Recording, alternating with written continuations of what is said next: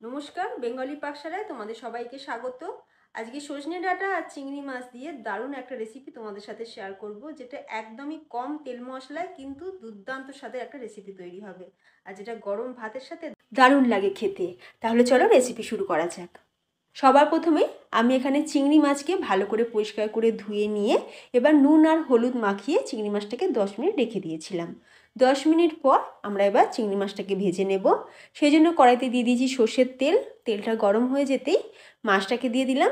এবার মাছটাকে একটু ভালো করে ভেজে নিতে হবে, তবে চিংড়ি মাছ কিন্তু খুব বেশি ভাজবে না, তাহলে চিংড়ি মাছ থেকে একটু ছিবড়া হয়ে যায়। তো কিছুক্ষণ একটু ভাজা ভাজা করে নিয়েছি। আচ্ছা, চিংড়ি মাছটাকে এবার তুলে নিলাম।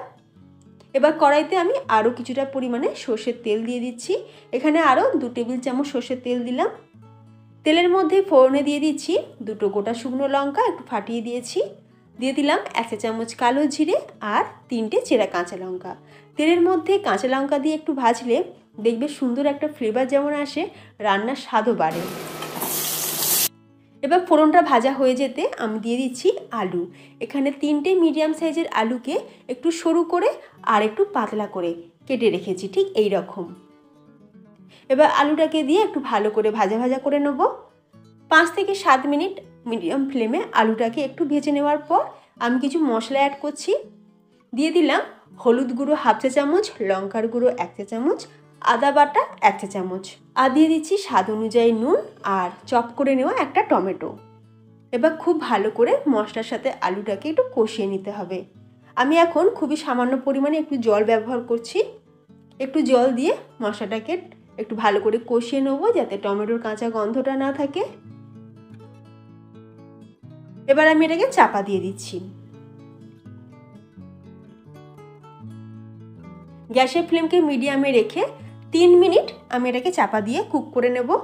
3 মিনিট পর ঢাকনা খুলে দিয়েছি। এবার আমরা এর মধ্যে অ্যাড করে দিলাম 1 চা চামচ জিরে গুঁড়ো।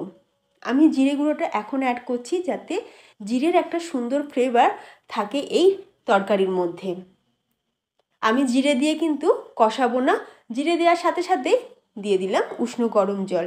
যে কোনো রান্নাতে যদি একটু গরম জল ব্যবহার করা হয়, তাহলে রান্নাটা যেমন তাড়াতাড়ি হয়েও যায়, তেমনি রান্নার স্বাদও বাড়ে। যেহেতু আমাদের জলটা গরমই ছিল, সেই জন্য এবার আমি অ্যাড করে দিলাম ভেজে রাখা চিংড়ি মাছ আর কেটে রাখা ডাঁটা। সজনে ডাঁটা দিয়ে চিংড়ি মাছের এই রেসিপিটি বন্ধুরা বিশ্বাস করো অসম্ভব খেতে লাগে। একদমই ঘরোয়া তেল মশলায় তৈরি, কোনো রকম এক্সট্রা কোনো মশলাই কিন্তু ব্যবহার হবে না, কিন্তু স্বাদে হবে অতুলনীয়। গরম ভাতের সাথে যদি এই রকম সজনে ডাঁটার একটা তরকারি থাকে, গরমা গরম ভাত নিমেষেই শেষ হয়ে যাবে।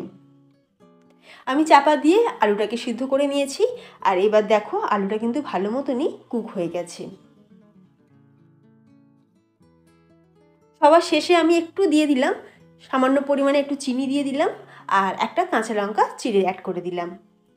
ব্যাস, রান্নাটা কিন্তু আমাদের একদম তৈরি। জলটাও শুকিয়ে গেছে, তার সাথে ডাঁটা আর আলু কিন্তু খুব ভালোভাবে সুসিদ্ধ হয়ে গেছে।